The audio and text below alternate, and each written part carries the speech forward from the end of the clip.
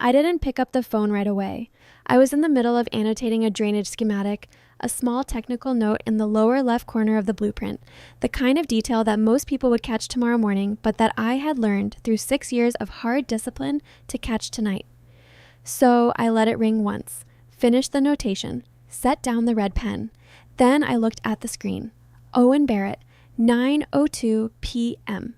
Owen didn't call at 9 o'clock on a Wednesday. In the 3 years that I had worked with him, Owen Barrett had never once called me outside of business hours for anything less than a structural emergency. He was the kind of man who communicated in clean sentences and billable time, deliberate, economical, never casual. The fact that his name was glowing on my screen at this hour meant one of two things. Something had collapsed or something was about to. I answered. "Tell me the steel shipment didn't fall through," I said. It was the reflex of someone who had learned to expect bad news in the language of construction. Delayed materials, failed inspections, permit holds. The materials are secure. His voice was wrong. Not the clipped, forward-moving efficiency I knew. This was something slower, controlled the way a person is controlled when they are managing something volatile. I need you to listen to me. I set the blueprint down and turned away from the drafting table. "I just got off the phone," he said. "Victor Ashby contacted me, the Richardson family attorney." The name hit me somewhere below the ribs. Victor Ashby, the man who had drafted the documents that erased me from my own family. The man who had sat at the head of a mahogany table 6 years ago and read a prepared statement in a sterile, rehearsed voice while my father stared at the grain of the wood and my sister watched me with calm, careful eyes. "Tell him to lose our number," I said. My voice went flat and cold, the way it always did when I needed to shut something down fast. "Whatever game they think they're playing, Dahlia." Owen interrupted me. He almost never interrupted me. "This isn't a game. They're in serious trouble, and the trouble has everything to do with you." My name is Dahlia Richardson. I'm 36 years old, and I run a commercial real estate development company out of Denver, Colorado. If you're listening from somewhere far away, drop your city in the comments so I can see how far this has traveled. And please, stay with me until the end. I walked to the floor-to-ceiling window of my 11th floor office. Outside, Denver glittered under a low winter sky, amber streetlights blurring into the dark, the first thin threads of snow catching the light as they fell. I pressed my palm flat against the cold glass and felt the city hum beneath me. "Walk me through it," I said. Owen's voice was steady and precise as he laid out the situation. The Richardson family's flagship development, a massive mixed-use complex called Meridian Park, positioned on the southern outskirts of the Phoenix metropolitan area, was $420 million in the making. It had been years in planning, layers of financing stacked on top of each other like geological formations. Now, at the final stage, the primary lender's underwriters had hit a wall. Meridian Park required 2 mandatory approvals before the bank would release construction capital: a secondary emergency access corridor for fire services, a high-capacity stormwater discharge channel. Without both, the site plan was legally unviable. The financing would collapse. The entire project would die on the drafting table. And the only viable route for both of those requirements ran directly through a parcel of land that did not belong to the Richardson family. It belonged to Holloway Land Partners, LLC, a subsidiary of my company, Crestline Development. The parcel was a fractured concrete slab I had purchased 2 years ago as a staging yard for equipment. An ugly, overlooked scrap of land on the outskirts of Phoenix that nobody had wanted for a decade. I had paid $340,000 for it in cash and thought nothing more about it. They had built their $400 million legacy on the assumption that the land next door didn't matter. They had no idea it was mine. And in 72 hours, if I refused to sign, everything they had spent years building would come apart. I stood at that window for a long time, the cold of the glass seeping into my palm, the city lights going soft in the snow. And then the present fell away, and I was somewhere else entirely, standing in desert heat instead of winter cold, in front of a house I had not entered since the autumn I turned 30. Let me tell you about a morning when I was 8 years old. It was midsummer in Scottsdale, the kind of morning that already felt like afternoon before 9 o'clock. My father, Gavin Richardson, had a construction site to inspect, a commercial property he was developing on the edge of the city, one of the dozens of projects that would eventually build the Richardson name into something the Southwest real estate industry recognized and respected. He didn't need to bring me. I asked to come, and he said yes. I remember the way the site smelled: red Arizona earth, diesel exhaust from the equipment, the sharp mineral bite of concrete dust. My father spread a blueprint across the hood of his truck, anchored one corner with his coffee thermos, and crouched down to my level with chalk dust still white on his hands. "This line here," he said, tracing it with one finger. "This is a load-bearing wall. If this measurement is off by 1 inch, just 1 inch, the second floor won't stand." He looked at me. In this business, the smallest mistakes carry the biggest price. I didn't ask why. I watched his hands. I watched the way he read those blueprints the way other men read newspapers, quickly, fluently, like a language he'd been born speaking. And I decided, without being able to articulate it then, that I wanted to read the world the same way. Not in courtrooms or contracts, in structures. In the weight-bearing logic of things that were built to last. My father built the Richardson name from a $2 million construction company he had inherited from his own father. He was an engineer by training, a developer by temperament, and he had spent 30 years turning modest capital into a regional empire through work ethic and instinct. By the time I was a teenager, Richardson Development Associates was a name that opened doors across the Southwest. What my father built with his hands, my mother organized with her mind. Marla Richardson was a civil attorney before she stepped away from her practice to manage the family's social architecture. She understood law, power, and the careful performance of both. In Scottsdale's upper tier, reputation was a currency that required constant maintenance, and no one managed the Richardson portfolio of appearances more deliberately than my mother. The galas, the charity boards, the precisely cultivated relationships with developers, judges, and legislators, these were her domain. She was not a cruel woman exactly. She was a strategic one. And for Marla Richardson, the family was not just a family. It was a brand. My older sister, Talia, was 11 years old when I was born, and by the time I was old enough to observe her clearly, she was already becoming everything our mother had designed her to be. Sharp, controlled, socially fluent. She went to law school without hesitation, made partner at a prominent Scottsdale firm before she was 40, and became the kind of commercial attorney whose name circulated at exactly the kind of events where names mattered. She was the natural heir to the Richardson identity, the one whose choices ratified every decision my parents had ever made. And then there was me. I was not a difficult child. I was not reckless or unstable or prone to catastrophe. I was, by any reasonable measure, a competent and driven person. I just happened to be driven toward the wrong things. I loved blueprints. I loved zoning codes. I loved standing on construction sites at dawn while crews prepped equipment and the air still carried the night's coolness. I loved the problem solving that happened in the gap between design and execution, the moment when an idea on paper had to become something real and structural and load-bearing. My mother called it a phase. My LSAT score was high enough for top-tier law school. She had mentioned this at every dinner party for 6 months. I enrolled, arrived for orientation, sat in a row of seats with other first-year students while a professor described the architecture of a legal career, the billable hours, the client management, the slow accumulation of institutional trust. And I thought about my father spreading blueprints across the hood of his truck in the early morning heat. I thought about the chalk dust on his hands. 3 weeks later, I sent my mother a text message. "I've made my decision." She did not reply. Not that day.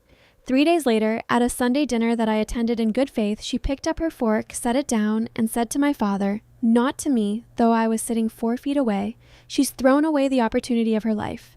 As if I weren't in the room. As if I were an object being discussed rather than a person present at the table. I understood something that evening that I would spend years learning the full dimensions of. To my mother, I was not quite a person in the way that Talia was a person. I was a slot in the family's narrative that was supposed to be filled a certain way. And when I declined to fill it, I became a kind of problem. Not with malice, not with drama, just with the cold, administrative efficiency of someone reclassifying an underperforming asset. I spent the years after law school building the career I actually wanted.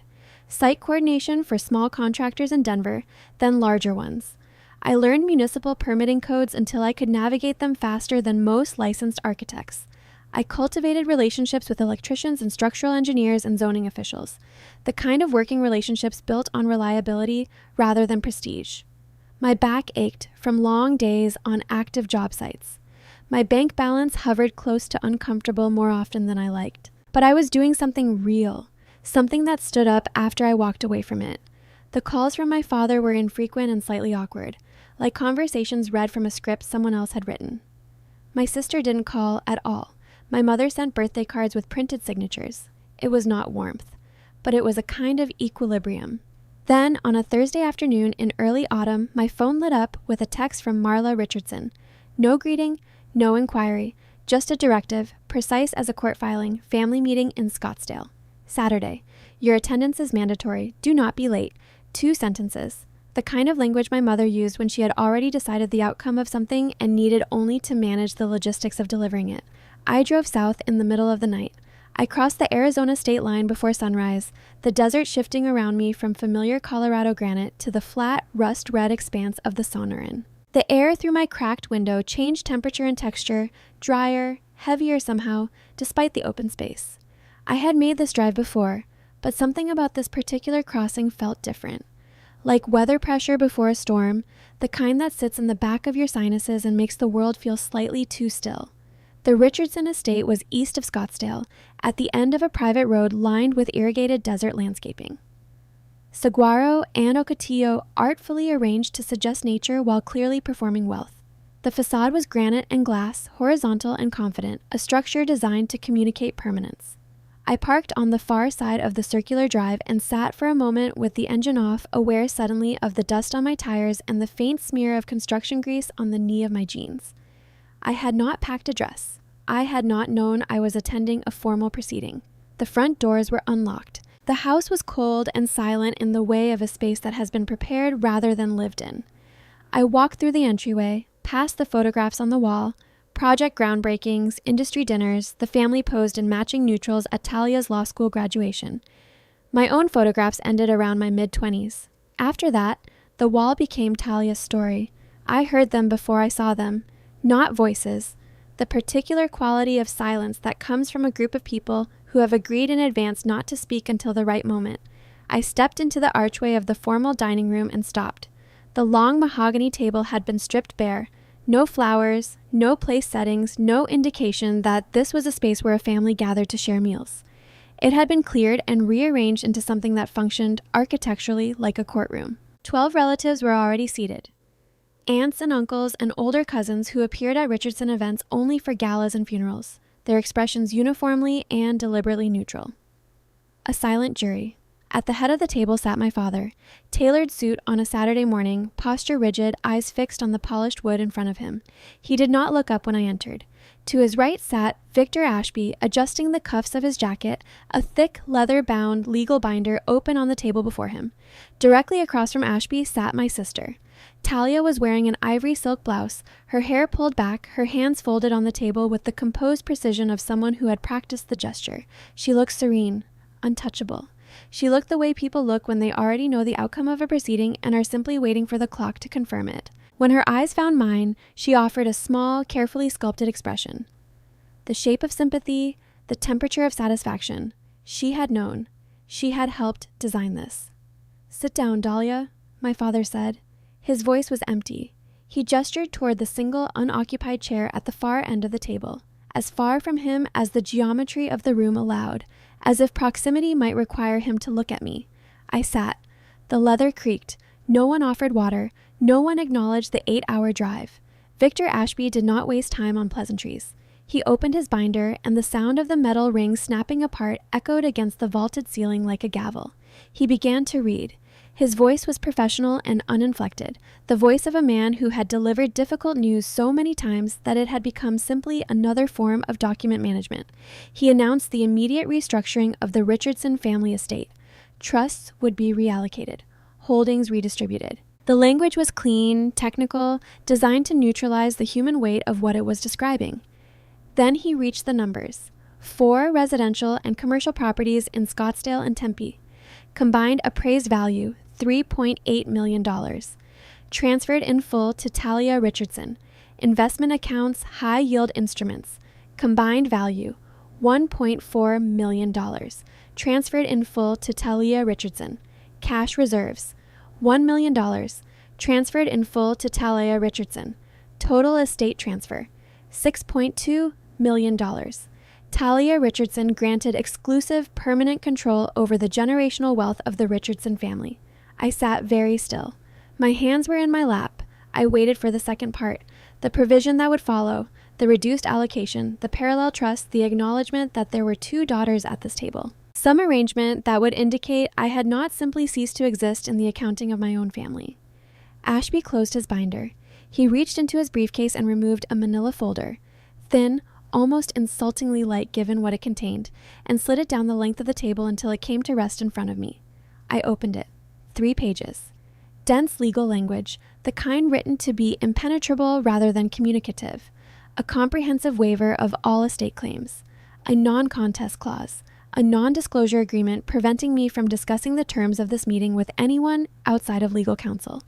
My name appeared throughout these pages only as Party A, not as a daughter, not as a person with a history in this house, with memories attached to these walls. Just a designation, a variable to be resolved. I looked up. The relatives along the table had found new objects of fascination. A painting on the far wall, the chandelier overhead, the grain of the wood, everyone carefully, deliberately elsewhere. I looked at my father. What about me? My voice was quiet and level. It didn't waver. It didn't need to. Gavin Richardson adjusted his position in his chair. His jaw tightened. He appeared to find the table suddenly very interesting. He couldn't do it. He could not look at his younger daughter and say the words himself. So my mother did. Marla Richardson straightened in her seat with the measured poise of someone stepping onto a stage she had rehearsed. She adjusted the diamond bracelet on her wrist. A small, composed gesture, like a performer settling before the first line. Then she looked directly at me. You have always been this family's worst investment. Each word was precise, weighted, delivered without heat, which was, I would later understand, the cruelest possible way to deliver them. We do not continue to fund failure. I said nothing. I kept my face still. I had learned, growing up in this house, that the worst thing you could do in front of Marla Richardson was give her the reaction she was reaching for. She continued. She said I had walked away from a seat at a top law school. She said I had spent years standing on job sites covered in dust, managing laborers, doing work that dragged the Richardson name through the mud of ordinariness. She used the word unstable. She used the phrase liability management. She spoke about me in the language of portfolio analysis, the language of assets that had failed to appreciate. Everything she said was wrong, not factually wrong, but morally wrong, in the deep structural way that mistakes are wrong when a person has confused their categories, when they have decided that love is a subset of investment and that children are instruments of legacy rather than human beings deserving of unconditional regard. I was not an addict. I was not reckless. I had not embarrassed them publicly, stolen from them, shamed them in any way that a reasonable person would recognize as shameful. I had simply chosen to build things with my hands and my mind instead of arguing in courtrooms for a living. I had chosen steel over status. And for that decision, for the crime of becoming myself instead of the self they had scripted, I was being surgically removed from the family. The pressure in my chest built slowly, like water rising behind a dam. For one moment, I wanted to overturn the table. I wanted to force my father to look at me and defend me just once in his life. And I wanted to say everything that 6 years of quiet distance had stored up, but I looked at my father's lowered head. I looked at my sister's composed, watchful face, and I understood what was happening in a way that was completely clear and completely cold. They wanted a reaction. They needed one. A reaction would confirm the narrative, unstable, emotional, unfit, and transform this from a cruelty into a reasonable response to a difficult person. If I broke, they would leave this table believing they had been right. I reached into my jacket pocket and pulled out a pen. It was a cheap ballpoint I had picked up at the gas station vending machine the night before, somewhere between Colorado and Arizona. Blue ink, the kind that costs $1 and works fine. I did not reread the waiver. I did not scan the non-contest clause for hidden language. The money had not been real to me in years. It had always been theoretical. A future I had assumed was there without examining it carefully. What was real was the pen in my hand and the silence in the room and the choice I was making about who I was going to be when I stood up from this table. I signed. One clean stroke across the signature line. Turned the page. Signed again. Third page. Signed. Closed the folder. Slid it back down the length of the polished table toward Victor Ashby with a single quiet movement. Then I stood up. The scrape of my chair across the hardwood floor cracked through the room like a starting pistol. I did not look at my mother. I did not look at my sister. I did not say goodbye. I turned and walked out. The hallway stretched long and cool ahead of me, my footsteps echoing against marble tile. Past the photographs on the wall. Past the images of a family I was no longer part of, in any document, in any legal register, in any official accounting of the Richardson estate. When I pushed open the front door, the Arizona sun hit me full in the face. It was blinding, relentless, the kind of heat that doesn't ask permission. I walked down the driveway toward my truck without slowing. Behind me, the massive oak doors swung shut with a sound that was both final and hollow. The sound of something that had been closed for a long time being locked from the inside. No one called after me. No one followed. I got in my truck, I started the engine, and I drove north, back toward Colorado, back toward the life I had already started building without them. It took me 4 hours to stop checking the rearview mirror. I want to tell you something about the weeks that followed. The weeks I don't talk about easily because they were not graceful, and the woman I became didn't emerge from that season cleanly or quickly. She was assembled, piece by piece, from the raw materials that were left when everything comfortable had been stripped away. I traded the desert estate for a one-bedroom apartment in northwest Denver. Thin walls that conducted my neighbors' arguments like a telephone wire, pipes that knocked and complained through the night, a radiator that hissed and leaked and heated the room to either suffocating or barely tolerable, nothing in between. The rent was $740 a month, and I counted it carefully against a bank account that held $4,200. The total accumulated savings of a woman in her early 30s who had spent her 20s earning honest wages in an industry that paid fair but not lavish. I was not broken, but I was alone in a way that had texture and weight, a physical quality that I felt in the early mornings when I made coffee with a secondhand machine and read zoning documents in the silence before the sun came up. 6 weeks after signing those papers, I was preparing to bid on a commercial warehouse renovation, a project that would have covered rent and truck payments for 6 months and given me momentum into a larger pipeline. On Tuesday afternoon, the developer had shaken my hand and praised my timeline. On Thursday morning, I received an email terminating the agreement. Concerns regarding long-term professional stability. I read those words several times. Long-term professional stability. That wasn't a construction term. That was the language of lawyers and corporate HR departments. Someone had put those words into that developer's hands. Someone who understood the precise leverage that language about stability and risk could exert in an industry where financing depended entirely on the perceived reliability of the people involved. I found out the truth 3 weeks later, standing in a lumber yard on the outskirts of Denver, drinking bad vending machine coffee with an old estimating contact who couldn't quite meet my eyes. He had been at an industry dinner in Phoenix. Talia Richardson had been seated at the center table. When someone mentioned my name, a developer looking for a site coordinator, Talia had leaned in and, with the soft, regretful tone of a woman reluctantly sharing painful information, suggested that I had caused serious, undisclosed complications on a prior project, that the family had been forced to legally distance themselves from me to avoid catastrophic liability. No specifics, no name project, nothing that could be pinned down or challenged in court, just implication. Perfectly crafted, entirely deniable, lethal in a business where doubt spreads like water through a foundation crack. I sat in the hot cab of my truck afterward, looking out at the stacked timber and the industrial floodlights and the smell of fresh cut wood and hot asphalt, and I let the full dimensions of what was happening settle over me. They had not just taken my past, they were actively hunting my future. I made one phone call that afternoon. My Aunt Diane, my father's younger sister, a school teacher who had once slipped me $200 at my high school graduation with a handwritten note that said, "You deserve more than they give you." The only person in the Richardson family I believed still had a conscience operating independently of my mother's directives. She answered on the fourth ring. I didn't ask for money. I didn't ask for a referral. I asked her to speak to my father, to call off whatever was happening, to let me work in peace. There was a silence on the line that lasted 10 full seconds. When she spoke, her voice was tight and careful, the voice of someone navigating a minefield they had not chosen and could not leave. She said the household was tense. She said my departure had made things complicated. She said Talia was fiercely protective of the family brand. And then she asked me not to call again. "I don't want to be caught in the middle," she said. The line went dead before I could respond. I set the phone down in my lap and looked at it for a long time. I understood why she said it. I understood that she was not a villain. She was a frightened woman with fewer resources and less leverage than I had, choosing the survival of her own equilibrium over the discomfort of taking a side. I understood all of this.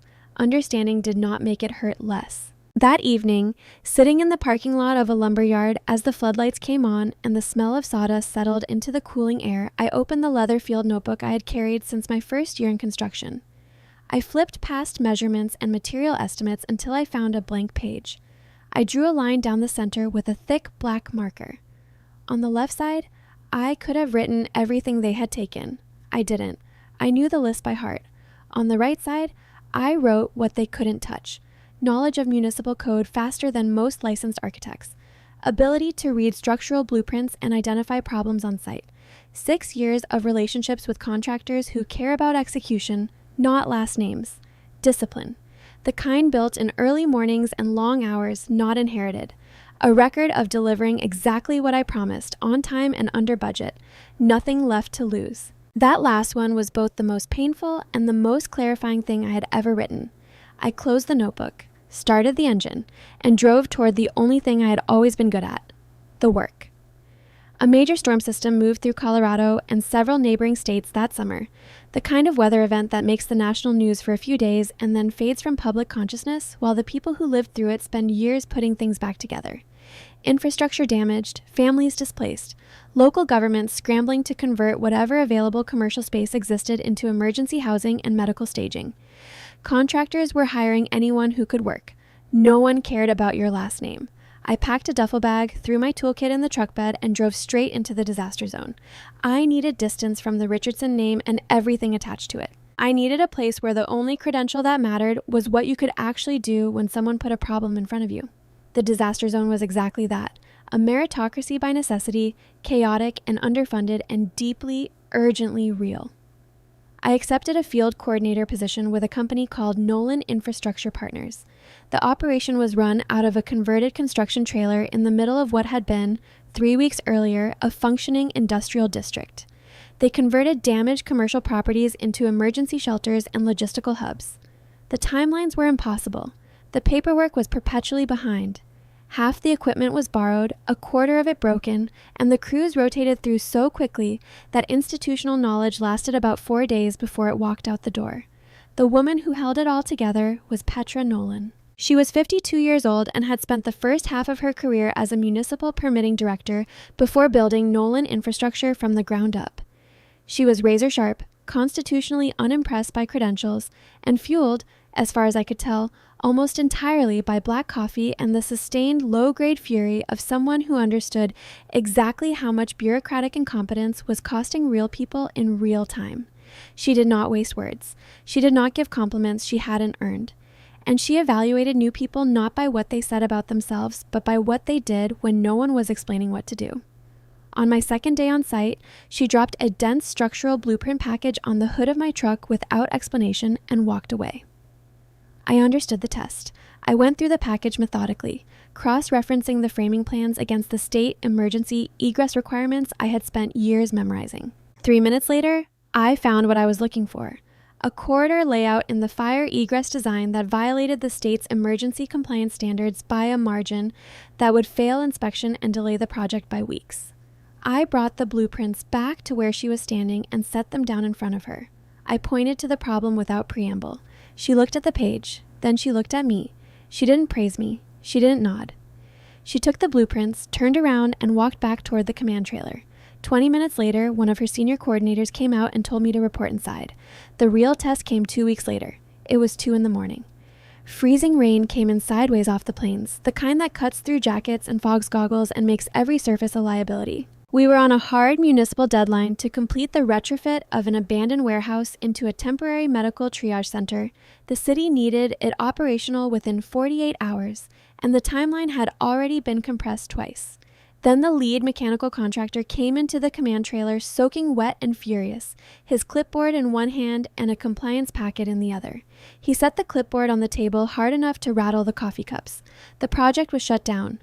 The compliance packet was missing a required environmental variance from the city's building department. Without it, the electrical and ventilation systems couldn't proceed, and he was not, he informed us with the conviction of a man who had learned this lesson at considerable expense, going to risk his license for a project that wasn't legally airtight. 40 workers standing idle in the rain, a deadline hemorrhaging by the hour, families waiting on a medical facility that didn't exist yet. Junior coordinators began talking over each other, voices rising toward panic. I pulled a legal pad across the table and started writing. I knew the municipal permitting structure in that city the way I knew blueprints, from the inside out, from years of studying the codes that most people consulted only when forced to. And somewhere in the back of my memory, a specific provision surfaced. An emergency bylaw that allowed retroactive environmental variance filing during a declared state of emergency, provided certain conditions were met and the request was documented correctly. I rebuilt the entire compliance checklist from memory. Then I looked up the name of the regional building inspector on call. A man named Dale Forsyth, who I had spoken to once at a permitting conference and whose professional reputation suggested he was the kind of official who responded well to specificity. I called him at 3:15 in the morning. My tone was calm. Not apologetic, not aggressive, just precise. I walked him through the statutory framework, cited the relevant section numbers from memory, described the structural compliance line by line, and explained exactly which conditions triggered the retroactive provision. I answered his questions directly. I did not embellish. I did not rush him. At 3:52 a.m., a digitally signed variance arrived in my inbox. I printed it, walked back out into the freezing rain, and found the mechanical contractor standing under a work light, drinking coffee from a thermos. I handed him the authorization. "You've got 20 minutes to finish your coffee," I said. "Then your crew is back on the lifts." He looked at the document. He looked at me. He drank his coffee. Work resumed at 4:10 a.m. The next morning, Petra Nolan called me into her office. A repurposed storage room with a folding table, 2 mismatched chairs, and a window that looked out over a staging yard full of rented equipment. She poured black coffee into a chipped mug and slid it across the table without asking if I wanted any. "You don't panic," she said flatly. "When everything falls apart, most people start screaming. You start rebuilding." She studied me for a moment in the way she studied blueprints, looking for stress points, structural vulnerabilities, the places where something might give. I need that on my payroll. I walked out of that room with a full-time contract and expanded authority. I spent 18 months with Petra Nolan, and they were among the most concentrated years of learning in my professional life. Nolan infrastructure began to shift during that period from emergency disaster work toward a more deliberate model, acquiring distressed commercial properties and converting them into something the communities around them actually needed. Abandoned warehouses became community centers. Dying strip malls became mobile medical clinics. Industrial zones that had been written off as lost were brought back through aggressive legal untangling and methodical reconstruction. The work required a kind of expertise that operated at the intersection of municipal law, construction logistics, and real estate finance. A fluency in the overlapping systems that governed how land could be used, what it could become, and who controlled the bottlenecks between current state and future possibility. Petra understood something fundamental about commercial real estate that most developers never bothered to examine. Power didn't always live in the tallest building. Sometimes it lived in the small, ugly, overlooked parcel of land that the tall building couldn't function without. A utility easement, an access corridor, a drainage channel. Whoever controlled those invisible infrastructure threads could hold an entire development hostage without ever breaking ground. She called them bottlenecks. She taught me to see them the way structural engineers see load-bearing walls, as the elements that, if removed or blocked, caused everything dependent on them to fail. I treated it as an intellectual framework. I had no way of knowing that I was studying the precise mechanism that would one day determine the fate of the Richardson family's most ambitious project. One evening, late into a work session that had stretched past the point of productivity into the territory of honesty, Petra set down her pen and looked at me with the direct, unsentimental focus she brought to everything. "Good work isn't enough," she said. "Being honest isn't enough." She let that sit for a moment. "Truth doesn't automatically win. You need better records than the person who's trying to bury you." I had been operating until that moment on the assumption that performance was its own protection. That if I delivered what I promised, documented my work, and kept my professional reputation clean, the Whisper campaign would eventually lose momentum. That quality was a sufficient defense. Petra was telling me it wasn't. She was telling me that in the real world, the world where people with resources and connections and institutional goodwill could plant language in the right conversations and watch the damage compound, competence needed armor. I took that seriously in a way I had not taken anything seriously since signing those papers at the mahogany table. I went back to my apartment that night and started building. Every professional email, archived on an encrypted drive, organized by date and project and counterparty. Every phone call, logged with timestamps, participants, and a written summary of commitments made. Every site photographed daily, the images stored with automatic timestamps in a backup system that existed independently of my primary devices. Every verbal agreement confirmed in writing within 24 hours of the conversation in which it occurred. I stopped operating like someone hoping not to be attacked. I started operating like someone constructing a record so complete and so well organized that no narrative could punch through it. Not out of fear, out of architecture, because that was what I knew how to do, build structures that held weight. 14 months into my time with Nolan Infrastructure, Petra slid a new contract across the table.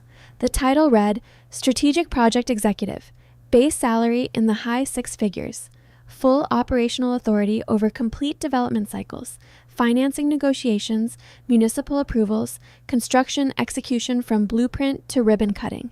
I read the contract carefully, then I took out a pen and crossed out the salary number. I wrote in a lower guaranteed base and added a single clause at the bottom of the compensation structure, 15% of net profit on every development I personally led. Petra looked at the edit for a long moment, then she laughed, sharp and genuine, the laugh of someone who recognized a move they respected, and initialed the page without hesitation. She understood leverage. She was the one who had taught it to me. From that point, the work transformed. We stopped competing for standard municipal bids against larger, better capitalized firms. We started hunting for properties that everyone else had given up on. The ugliest, most legally complicated assets on the market, tax liens, environmental flags, zoning conflicts, concrete skeletons with contested ownership and histories that made conventional lenders back away. We bought them cheap, unwound the legal complications aggressively, and rebuilt faster than traditional development firms could clear their initial paperwork. By the end of that arrangement, I had accumulated enough capital and enough of a professional reputation to stand on my own.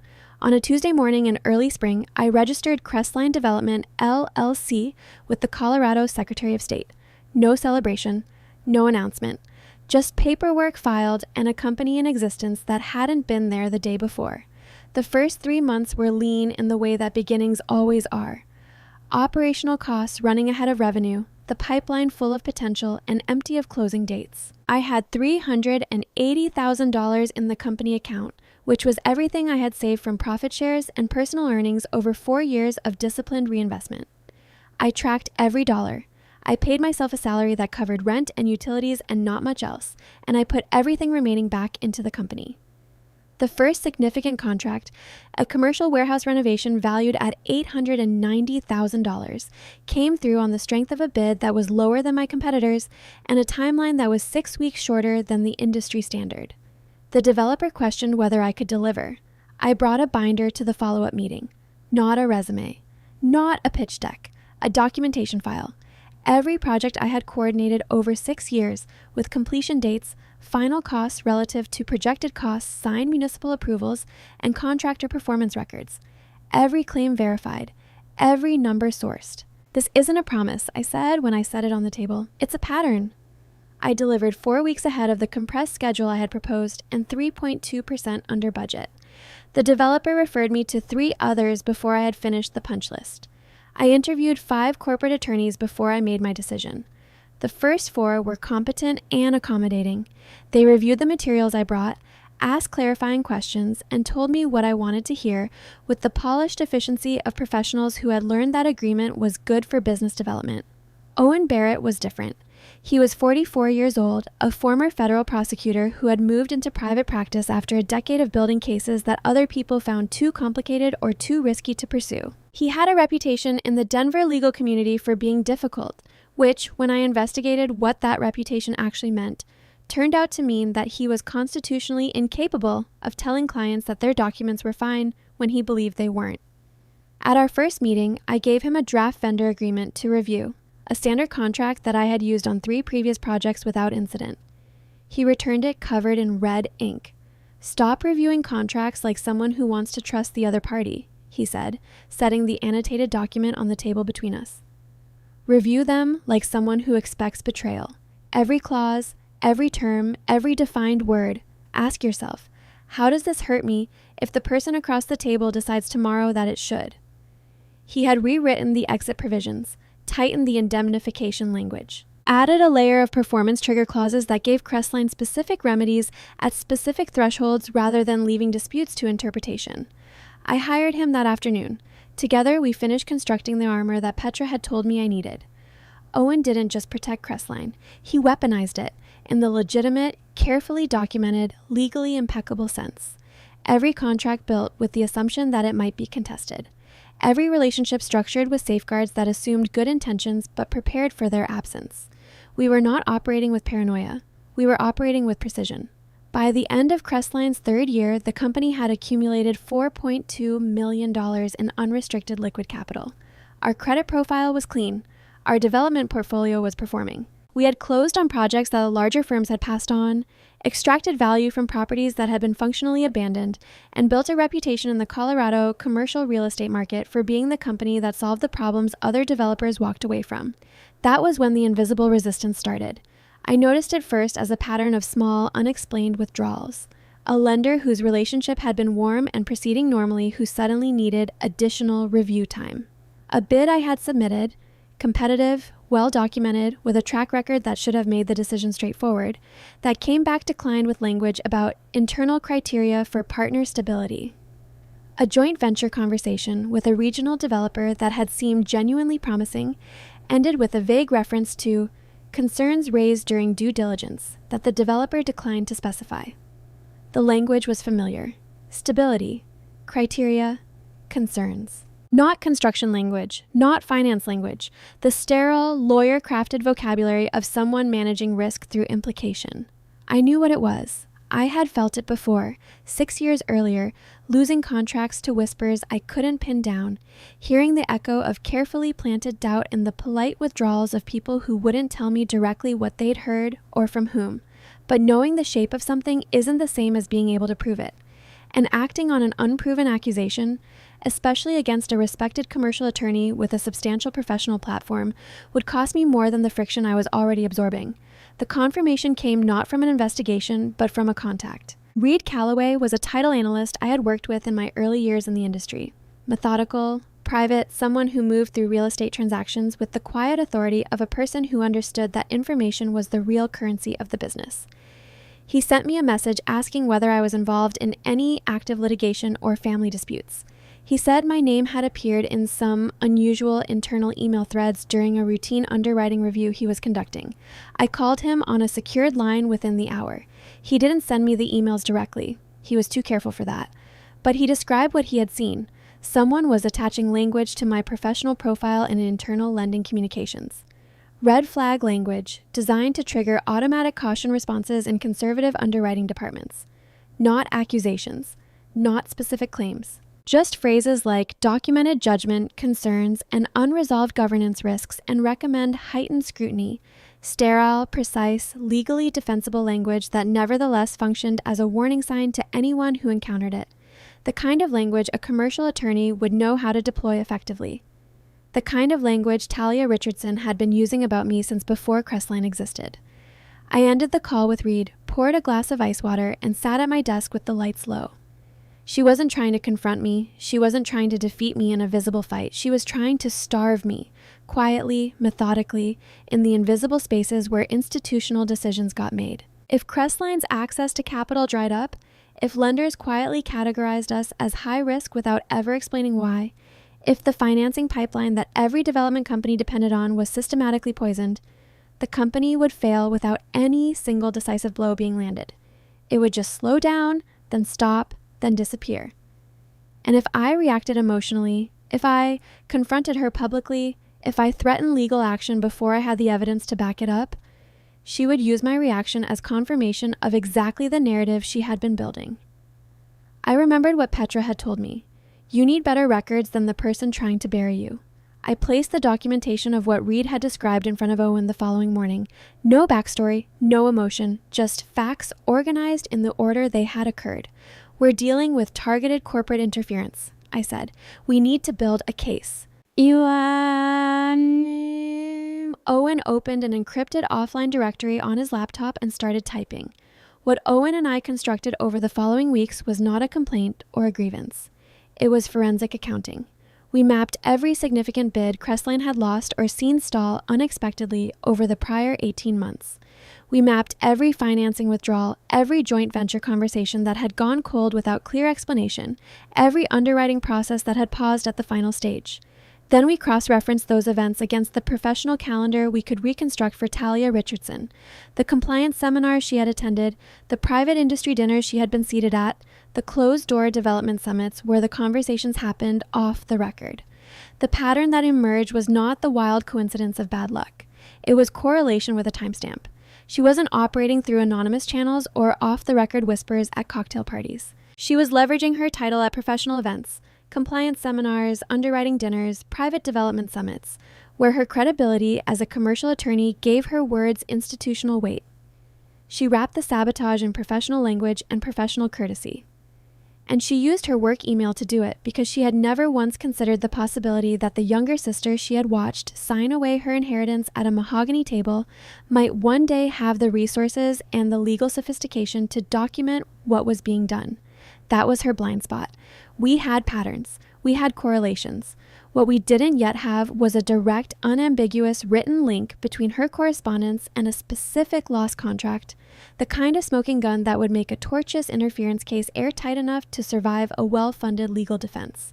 "We're not ready to file," Owen said when I asked him to assess what we had. "If we move now, she has time to clean up the trail and reframe the narrative. We'll have made noise without making impact." I understood. I had learned, over 6 years of building things from inadequate materials in difficult conditions, that timing was as important as force. A structure that failed at the wrong moment cost you more than the structure itself. "Then we absorb the friction," I said. "We expand anyway, and we build the rest of the case while we grow." Owen nodded once. That was, from Owen Barrett, the equivalent of a standing ovation. From that point forward, Crestline operated with a level of operational security that most companies at our size would have considered excessive. Every contract reviewed from the first draft.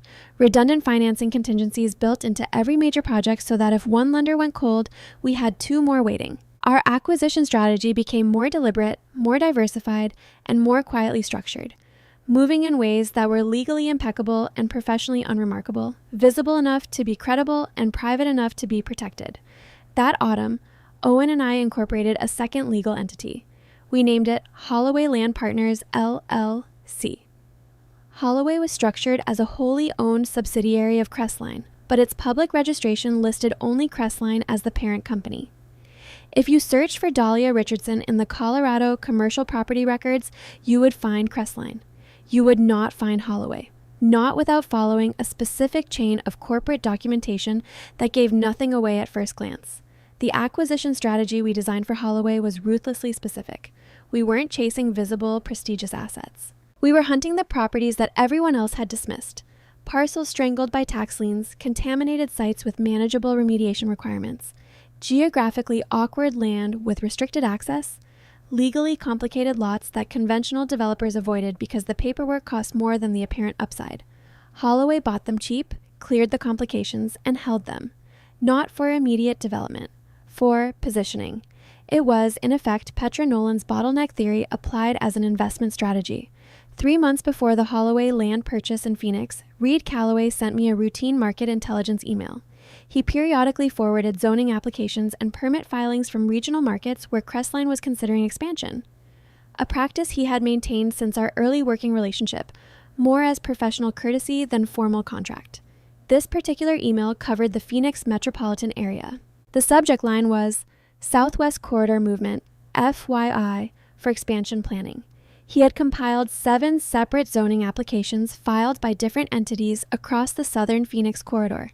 The second one on the list showed the filing party as Richardson Development Associates. The project description was redacted in the public filing, a common practice at the early permit stage, but the site coordinates placed it in the southern outskirts of the metro area. I opened the file. I noted it. I noted that the Richardson family was active in that corridor. I filed the email under Southwest Market Intel and did not return to it. I was not monitoring my family's business activities. I was tracking regional market conditions in an area where Crestline was building a pipeline, and their name had appeared among 7 others as a matter of public record.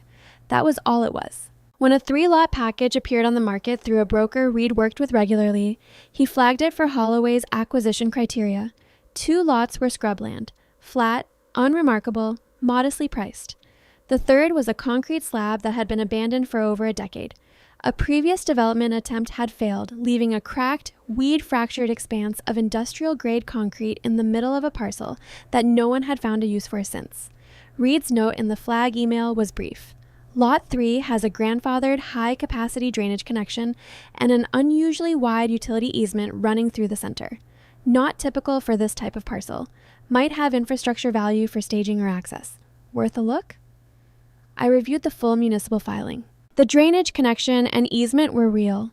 Legacy infrastructure from an industrial facility that had operated on the site in an earlier decade, written into the property record in a way that preserved the rights regardless of the land's current use. It was the kind of detail that most buyers overlooked because they weren't looking for it and it didn't show up in standard valuation models. For Holloway's purposes, a company that bought land specifically for its strategic rather than aesthetic qualities, it was exactly the kind of positioning that justified the purchase price. The logistics made sense independently of everything else. Crestline was expanding its Southwest Project pipeline, which required staging capacity in the Phoenix area for materials and equipment. An owned parcel was considerably more cost-effective over a 3 to 5 year period than leased storage. The price, $340,000 for all 3 lots, was justified by the staging utility alone. Holloway closed on the package in 21 days. Cash transaction, clean title transfer, no complications. I logged it in the acquisition file, noted the drainage easement as a potential future asset, and moved on to the next problem in my pipeline. The annual Southwest Infrastructure and Commercial Development Summit was held in Dallas in the late summer of Crestline's 4th year. I attended for the professional network, the conversations in hallways and around tables that were more substantive than anything that happened on the formal program. I was not there to be seen. I was there to listen and to learn the shape of the market as it was actually developing beneath the surface of the public presentations. The main exhibition hall was the standard spectacle of the industry. Illuminated displays, architectural renderings projected on enormous screens, development firms positioning their most ambitious projects for maximum visibility. I was crossing the hall with a cup of coffee when I stopped. In the far corner, a large display dominated the space.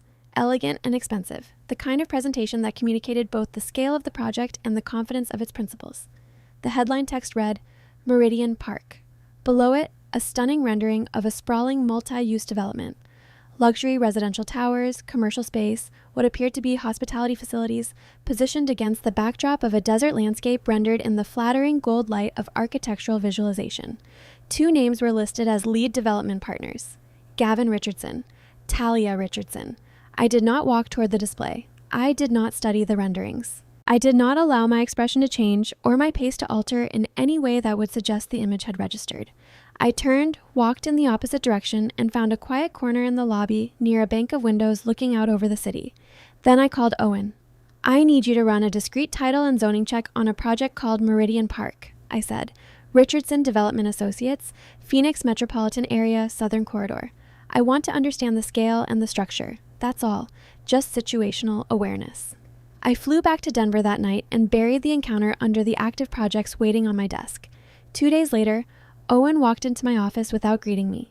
He moved past my desk, picked up the presentation remote, and projected his laptop screen onto the wall monitor. A high-resolution topographical map of the southern Phoenix metropolitan area filled the room. He traced a large perimeter in red. That's the finalized Meridian Park development footprint, he said. The boundary was massive, hundreds of acres of phased development representing years of planning and hundreds of millions in layered financing. Then he clicked again. A small, irregularly shaped parcel along the southern edge of the footprint lit up in blue. I recognized its shape immediately. Owen turned to face me. Meridian Park at that density requires 2 mandatory approvals before any lender releases primary construction capital, he said. His voice had the particular evenness of someone delivering information that they understand is significant. First, a secondary heavy load emergency access corridor for fire services. The Municipal Planning Commission requires dedicated infrastructure at that scale. Second, a high-capacity stormwater discharge basin. The environmental impact study mandates it to prevent infrastructure flooding at the site boundaries. He tapped the screen. The only legally viable route for both requirements runs directly through the center of the blue parcel. The room was very quiet. I looked at the map. at the massive red boundary pressing against the small blue square, at the fractured concrete slab I had purchased for $340,000 as a staging yard for equipment. They don't need a standard right-of-way easement, Owen continued in the same level tone.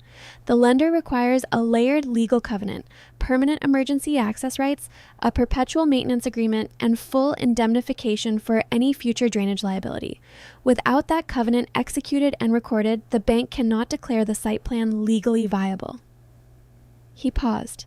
If the owner of the blue parcel declines to sign, the financing collapses. Meridian Park dies on the drafting table. I did not feel triumph. What settled over me in that moment was more complex and more cold than triumph. It was the recognition of a board arrangement that had taken years to assemble and that I had not planned and could not have predicted, but that was nevertheless real, and that required very careful handling. A single misstep here could destroy everything. If the Richardson family discovered who owned Holloway Land Partners before their mezzanine financing locked into escrow, they would have time to pivot. An emergency redesign of the site plan at enormous cost. Unlikely, but possible. Or, more likely, a political response. Leveraging the relationships my father had spent 30 years cultivating to initiate an eminent domain action, attempting to compel the sale of the land at assessed value under the legal fiction of public necessity. Either path would take the leverage out of my hands. Absolute silence, I said. My voice was steady. No one in this company discusses this. No internal communications, no loose conversations, nothing. Owen nodded. I want a full defensive strategy prepared, I continued. Every conceivable legal maneuver they might attempt, eminent domain, adverse possession claims, any argument that challenges the validity of our title. I want our response to each one documented and ready before they know we're watching. Owen left to begin the preparation. I stayed in my office alone, the topographical map still glowing on the wall in front of me. The red empire, the blue square. I thought about my father, spreading blueprints across the hood of a truck in the Arizona heat, teaching me that the smallest structural element carried the largest consequence if it failed. I thought about Petra Nolan, pointing to a 12-foot strip of disputed land and explaining that the person who controlled the bottleneck controlled the project. I thought about the waiver I had signed, and the cheap ballpoint pen I had used to sign it, and the sound of the mahogany table being cleared of everything warm before I walked into that room. They had built their legacy on the assumption that the land next door was insignificant, ownerless, or owned by someone too small to matter. They had handed the detonator to the daughter they had erased, and they had no idea. The call came on a Wednesday evening at 9 o'clock, and the story I have been telling you caught up to where it began. Owen's voice on the phone. Victor Ashby had reached out. The Meridian Park lender had entered final underwriting that afternoon, the deep dive review that preceded the release of primary construction capital. Senior underwriters had traced every utility corridor and emergency easement in the site plan inch by inch. When they reached the southern boundary of the Meridian Park footprint, they stopped. The mandatory heavy load fire access corridor. The high-capacity stormwater discharge basin. Both required. Both blocked. One parcel standing between $420 million in financing and the collapse of the Richardson family's most ambitious project. Ashby had called Owen not to threaten, not to negotiate from strength. He had called, Owen told me, in the careful, over-controlled voice of a man managing panic, to request a 72-hour extension before the lender called the default. He had also made a mistake. During the call, he had begun probing, asking indirect questions about Holloway Land Partners' capitalization, its operational reserves, the size of its parent company. Fishing. Trying to establish whether he was dealing with a small, under-resourced property owner who could be pressured into a quick, discounted signature through the threat of extended litigation. Owen had corrected that assumption with surgical precision. He had given Ashby what he described as a sanitized but accurate overview. Holloway was a subsidiary of Crestline Development, a company operating with multi-million-dollar liquidity and a diversified commercial portfolio. We were not capital constrained. We did not need their money. We did not fear their litigation budget. There had been 15 seconds of silence on the line. When Ashby spoke again, Owen said. His voice had changed in a way that told you everything about the conversation that had just occurred inside his own head. He asked for 72 hours. I stood at my office window with the city spread below me in the winter dark and let the full weight of the moment settle. Not with satisfaction, with clarity. the cold, structural kind that comes when you have been building towards something for years without knowing precisely what shape it would take, and then the shape becomes visible all at once. "Tell me what you want to do," Owen said. "I want to know everything we have," I said. "Not just the Meridian Park situation. All of it. The shadow file, every piece. I want to understand exactly what we're walking into before we take a single step." He talked for 40 minutes. I listened without interrupting. When he finished, I turned away from the window and walked back to my drafting table. The blueprints were still spread across the oak surface, weighted at the corners, the red ink annotations still fresh from the work I had been doing when the phone rang. I looked at them for a moment, the precise lines, the measured distances, the careful notations that kept a structure from failing. Then I sat down and started building the response. By Thursday morning, Owen and Reed Calloway had completed what we had been assembling for months. 2 years of Talia Richardson's professional correspondence obtained through the careful, patient work of industry contacts and documented requests. Nothing illegal, nothing obtained under false pretenses, everything sourced from records that existed in the normal course of business. Email chains between Talia and regional brokers. Communications with secondary lenders in the Colorado and Southwest markets. Follow-up notes sent to underwriting contacts after industry events. Owen set the printed stack on my drafting table without ceremony. I read through it slowly, the way I read blueprints, looking for the structural logic beneath the surface presentation. She had never made a direct accusation. She was too careful for that, too legally sophisticated to put a specific false claim into writing. What she had done instead was something more elegant and more damaging. She had planted language. In the follow-up email after a compliance seminar, a casual reference to documented judgment concerns she had observed during a prior professional relationship.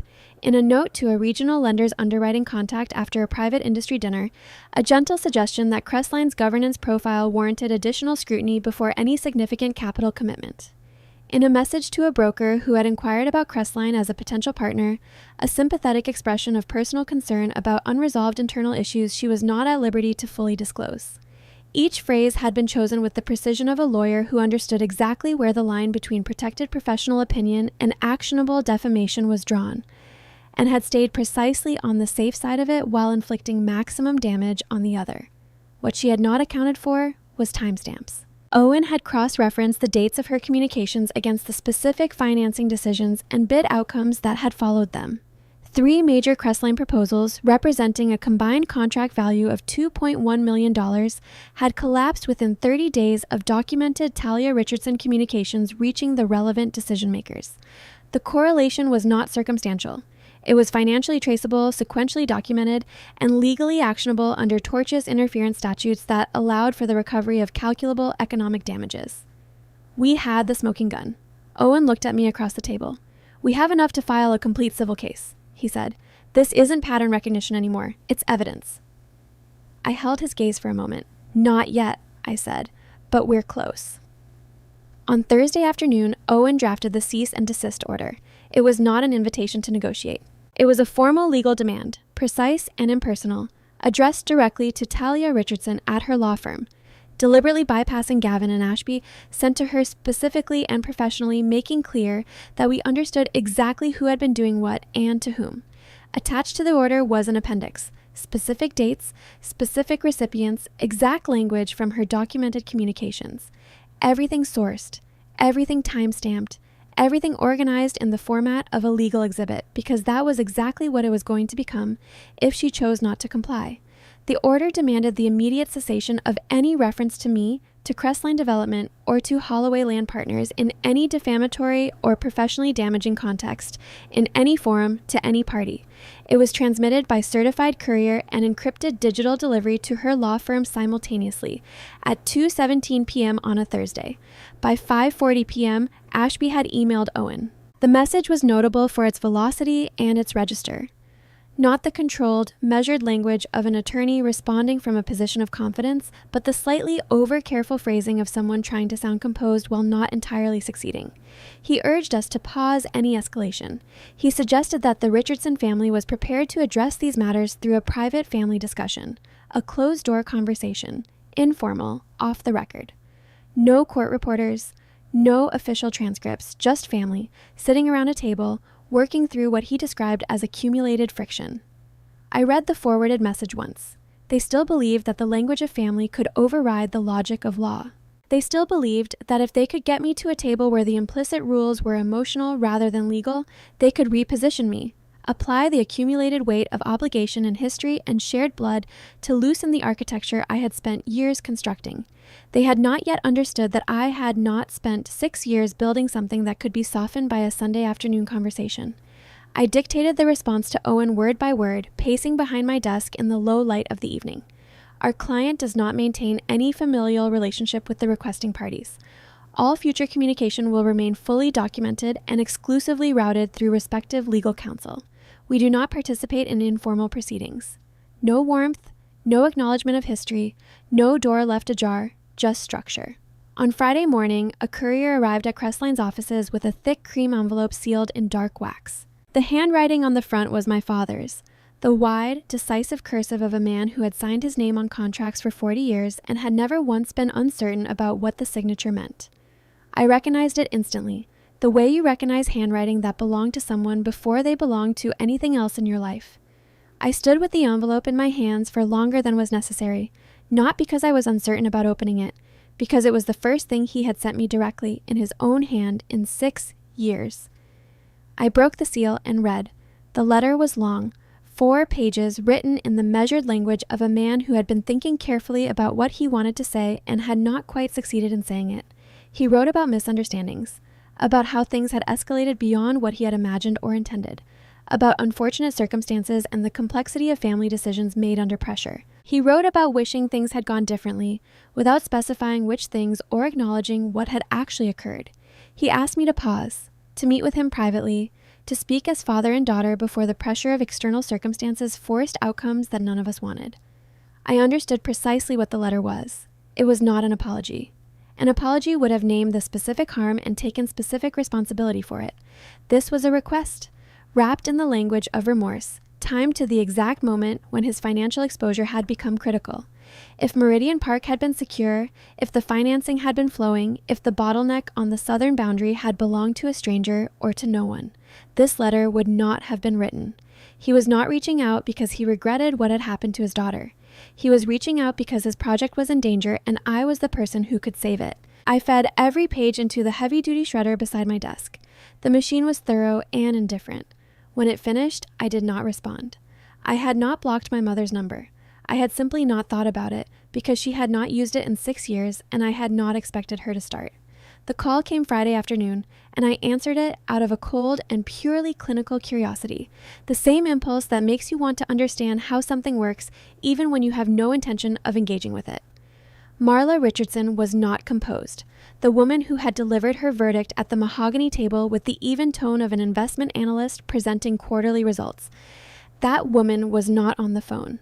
What I heard instead was something unraveling, oscillating between tearful reproach and sharp accusation in a pattern that suggested someone trying to manage a situation that was no longer responding to the tools she had always used to manage things. She accused me of turning the family into a spectacle. She talked about the conversations happening at the club, the questions being asked by people whose opinions she had spent decades cultivating. She used the word humiliation several times, in varying contexts, always in relation to herself. She did not ask about me. Not once in the entire call did she ask how I was or what I needed or whether anything in the past 6 years had been difficult.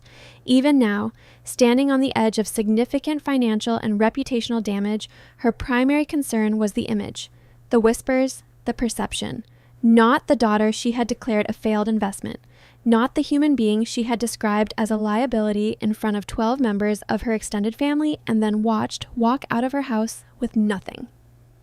When she finished speaking, I ended the call without responding. Then I blocked the number, not out of anger, out of the same logic that had guided every decision I had made for 6 years.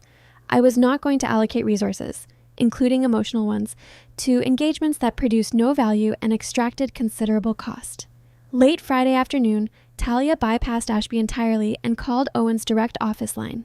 Her voice, Owen told me afterward, still carried its familiar register. Sharp, precise, faintly condescending in the way of someone who has never had to soften their delivery because their position has always done the softening for them. She called the cease and desist performative. She dared us to file the tortious interference suit, framing it as a challenge she was prepared for and even welcomed. Owen let her speak for nearly 2 minutes without interruption. Then he told her, in the measured, unhurried tone he reserved for moments when the facts were doing all the necessary work, that we were not solely preparing a civil tortious interference claim. We were simultaneously preparing a formal submission to the Arizona State Bar's Ethics Committee. He outlined, precisely and in order, how her documented email correspondence demonstrated the deliberate misuse of professional credentials to execute a targeted campaign of financial sabotage against a private individual and her business interests. He cited the specific ethical rules implicated.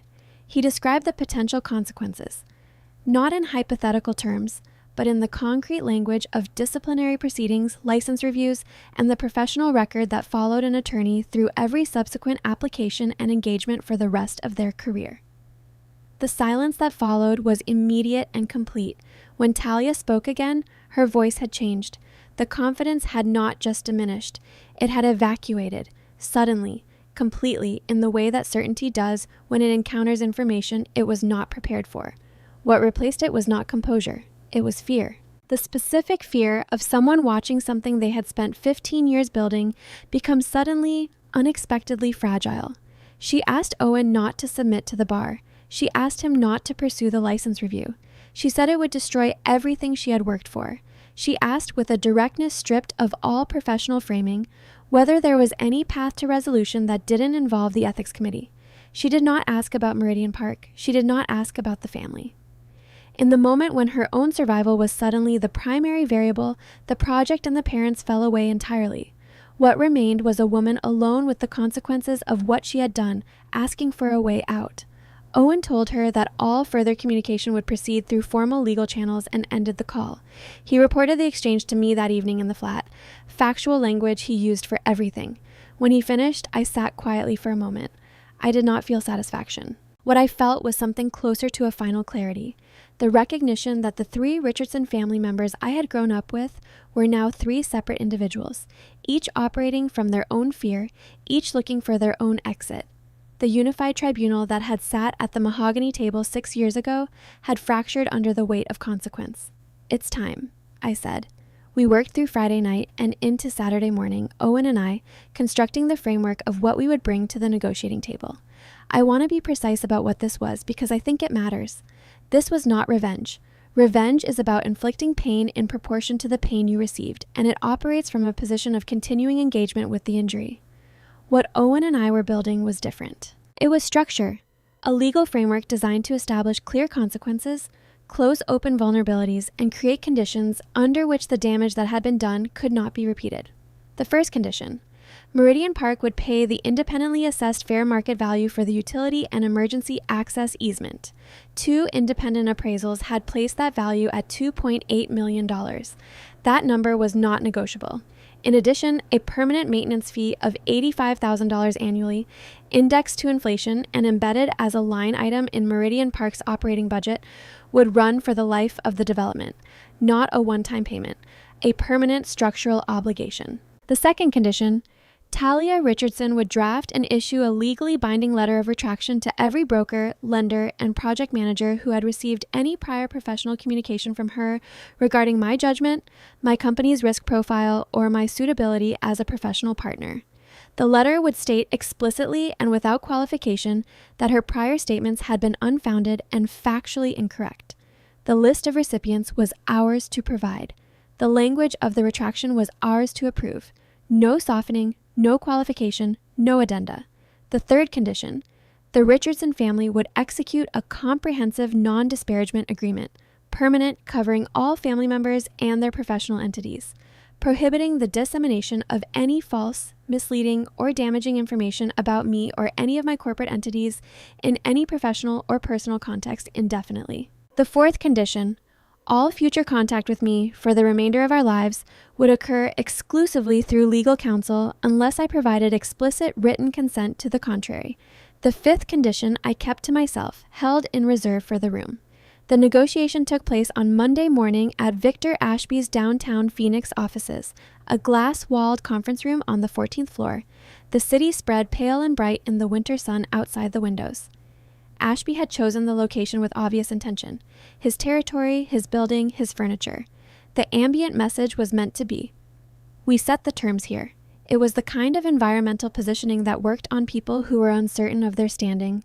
Owen and I sat on one side of the polished granite table. On the other side, Gavin Richardson, Marla Richardson, Talia Richardson, and Victor Ashby. I had not been in the same room as my father or my mother since walking out of the Scottsdale estate 6 years ago. I had not seen my sister since the moment she watched me sign those papers with the small, careful expression of a woman who had gotten exactly what she planned for. 6 years is long enough for people to change in ways that show in their faces before they show anywhere else. My father looked older, the particular aging that comes not from years alone, but from sustained weight, the kind that settles in the jaw and around the eyes when someone has been carrying something heavy for a long time. His suit was still impeccable.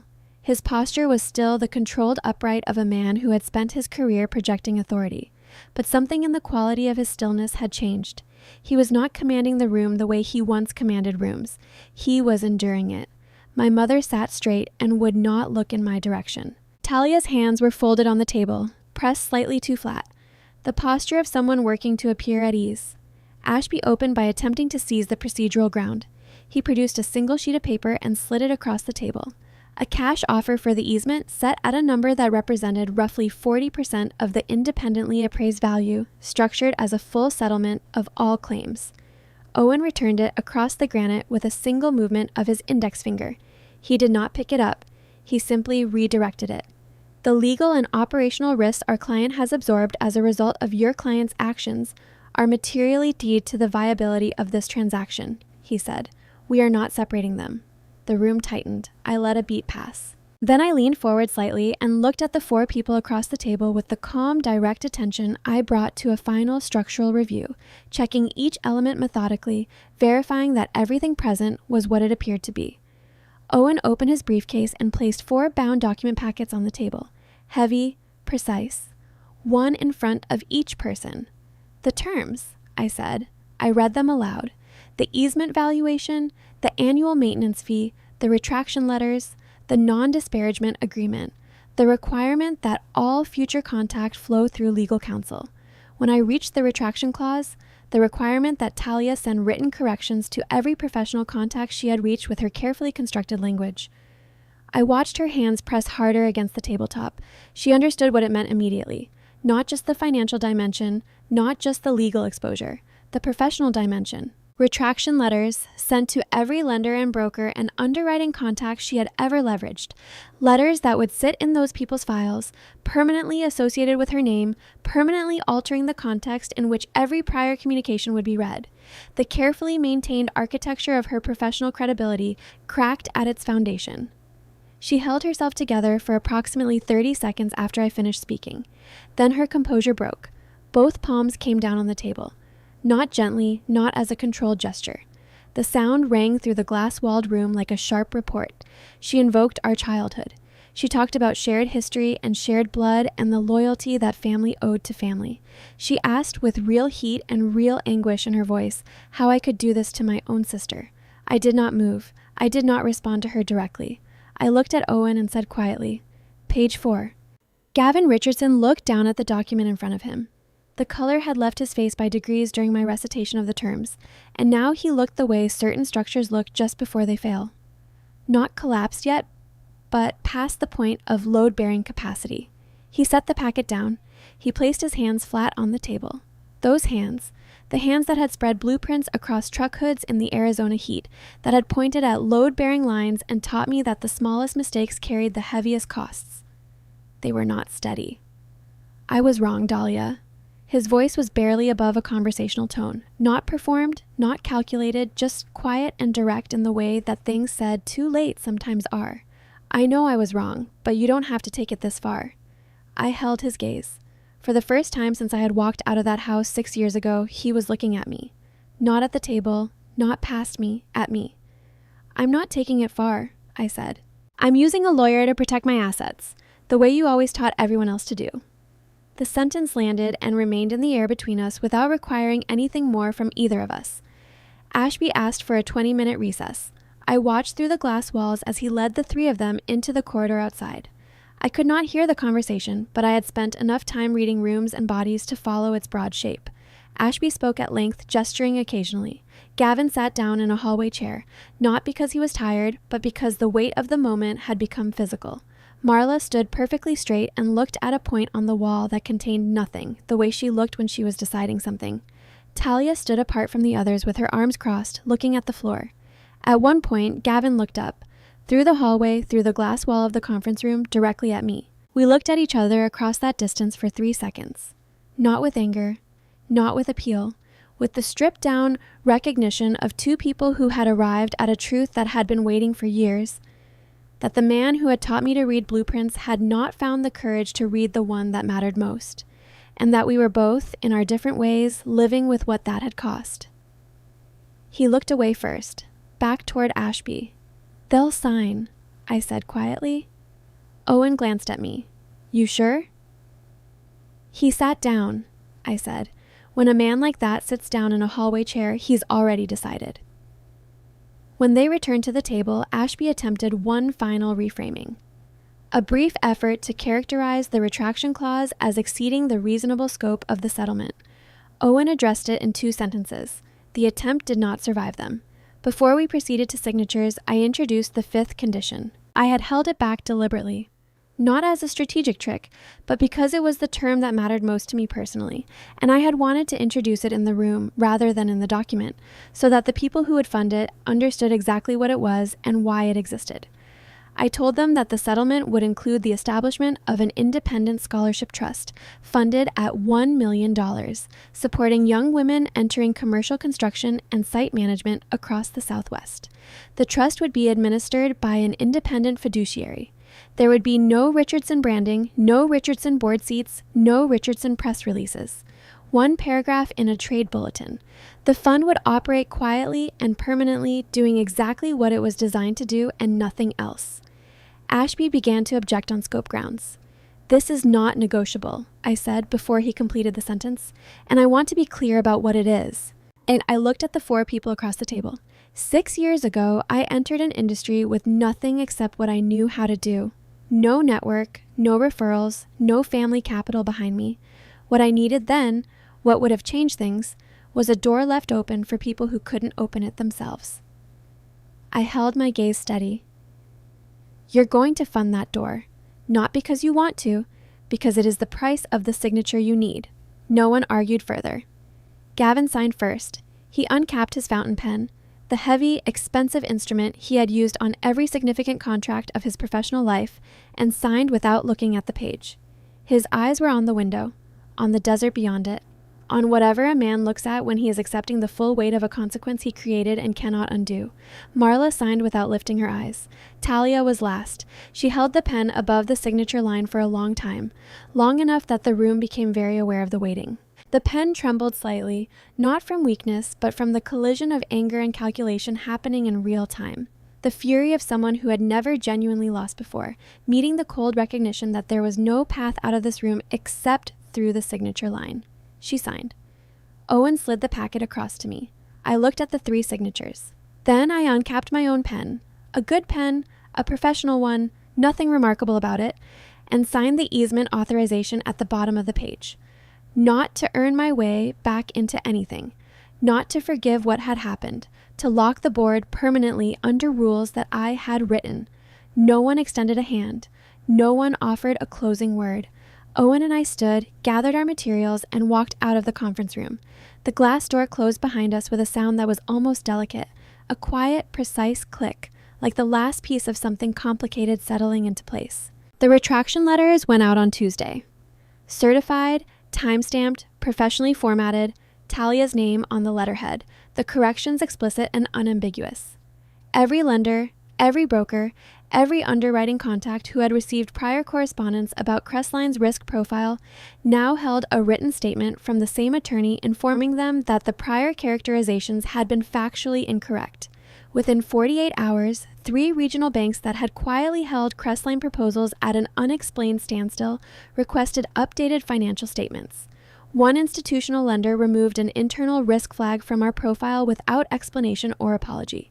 No dramatic reversals, no ceremonial acknowledgments, just a measurable, immediate recalibration of institutional posture.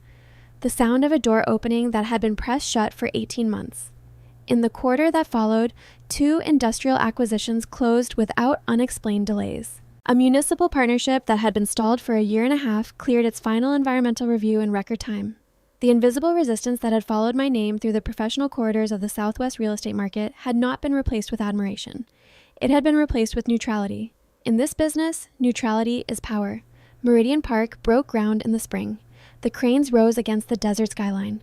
The concrete poured and the steel lifted, and the development that the Richardson family had staked their generational legacy on moved forward through the easement that ran across the concrete slab I had bought for $340,000 and used as a staging yard for equipment. The easement was permanent. The maintenance covenant was embedded in the operating structure of the project. The indemnification clauses were ironclad. Whatever Meridian Park became, it would remain structurally dependent on an agreement that I had written. Several weeks after the settlement closed, Reed Calloway came to my office to finalize some outstanding paperwork on a Holloway acquisition. We sat across the drafting table with coffee and documents, and the conversation moved through routine items efficiently, the way it did when 2 people who had worked together for years could operate in the same space without requiring social performance. We were nearly finished when Reed mentioned something in the tone of a person confirming a minor administrative detail, the verbal equivalent of a footnote. "That email I forwarded last fall," he said, organizing a stack of papers without looking up. "The zoning applications from the Phoenix corridor. I noticed afterward that the Richardson filing in that batch overlapped with the area where you ended up buying the Holloway parcels. I wasn't sure if that was relevant context or just coincidence. Figured I'd mention it." I set down my coffee cup. "I didn't put it together until Owen came to me about the easement situation," he continued. "Before that, I just thought I was sending you market intelligence." "That's exactly what it was," I said. He nodded and moved on to the next item on his list. After he left, I sat alone in the office for a long time. The winter light came through the windows at a low angle, casting long shadows across the blueprint on my table. The coffee had gone cold. I pulled up my archived emails and found the one Reed had sent. The batch of Phoenix corridor zoning applications forwarded on a routine Tuesday afternoon 8 months before the Dallas Summit. I had opened it at 11 o'clock at night. I had noted the Richardson filing among 6 others. I had marked it under Southwest Market Intel and moved on. 3 months later, when the Holloway acquisition criteria brought the Phoenix parcel to my attention, I had acted on the logistics, the staging utility, the easement's infrastructure value, the price and the location and the drainage connection that Reed had flagged as unusual. I had not been running a strategy. I had been doing exactly what I had done every day for 6 years. Gathering information carefully, acting on it deliberately, building towards something without always knowing precisely what the building would make possible. The parcel had not been a trap I set. It had been a consequence of the way I had learned to operate, the discipline of paying attention to things that other people dismissed, of understanding that overlooked assets sometimes carried invisible weight, of buying the ugly fractured concrete slab that no one wanted because it had a drainage connection and a utility easement and a location that made logistical sense. Petra Nolan had told me, in an industrial storage room that smelled of mildew and coffee, that the person who controlled the bottleneck controlled the project. She had been teaching me to look for those points, the small structural things that everything larger depended on. I had simply been looking, and one day, entirely without intending it, I had found one. I closed the email archive and looked at the blueprint on my table, the drainage schematic I had been annotating when Owen's call came in. The neat lines, the precise measurements, the careful notation in the lower left corner that I had insisted on completing before I answered the phone. There is a particular kind of power that doesn't announce itself. It doesn't arrive with a dramatic gesture or a perfect plan. It accumulates. In the early mornings and the documented records and the contracts reviewed twice and the small, unglamorous choices made consistently over years by someone who has decided to build something rather than wait for something to be given to them. I did not flip the table at that mahogany dinner 6 years ago. I did not scream or cry or make a scene that would have confirmed every false thing they believed about me. I signed the papers with a cheap ballpoint pen, walked out into the Arizona sun, and drove north. And then I built. I did not return to the Scottsdale estate. I did not request a meeting with my father or my mother or my sister after the settlement closed. I did not drive past the Meridian Park construction site. There was nothing left to prove and no one left to prove it to. What I learned in the years between that dining room and that conference table is something I want to leave with you. Walking away is not losing. When I signed those papers and walked out of that house, every person in that room interpreted it as surrender. They were wrong. It was the first move. It was the moment I freed myself from a board I had never had a chance of winning on and went to build one of my own. Strength does not always make noise. It documents. It waits. It builds quietly in the spaces that other people aren't watching, and it is ready when the moment comes, not because the moment was planned, but because the preparation was real. The inheritance they thought they were taking from me that autumn was $6.2 million. The inheritance they actually gave me, by cutting me off, by forcing me to stand completely on my own, by stripping away every comfortable assumption I had ever made about who I was and what I was owed, was something that cannot be listed in a legal document. It was the knowledge that I could build something from nothing, that I could endure things that were intended to break me and come out on the other side not just intact but better, sharper, more capable, more fully myself than I had ever been inside the family that had tried to erase me. They still have their name. Meridian Park still stands. The Richardson family still exists in the world of Southwest real estate development. But the daughter they wrote out of the estate is the one who holds the permanent easement that their flagship project will depend on for the rest of its operational life. They built their legacy assuming the land next door didn't matter. They were wrong about the land. They were wrong about me. The desert sun feels different now. Not the suffocating weight of a place pressing down on you, just warmth, just light. The kind that doesn't demand anything. The kind that simply is. And for the first time in a long time, so am I. If this story reached you, wherever you are, whatever you're carrying right now, I hope some part of it was useful.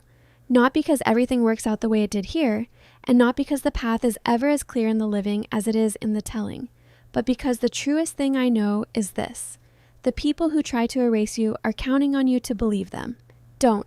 Build something they can't touch. Document everything. Do the work when no one is watching, and trust.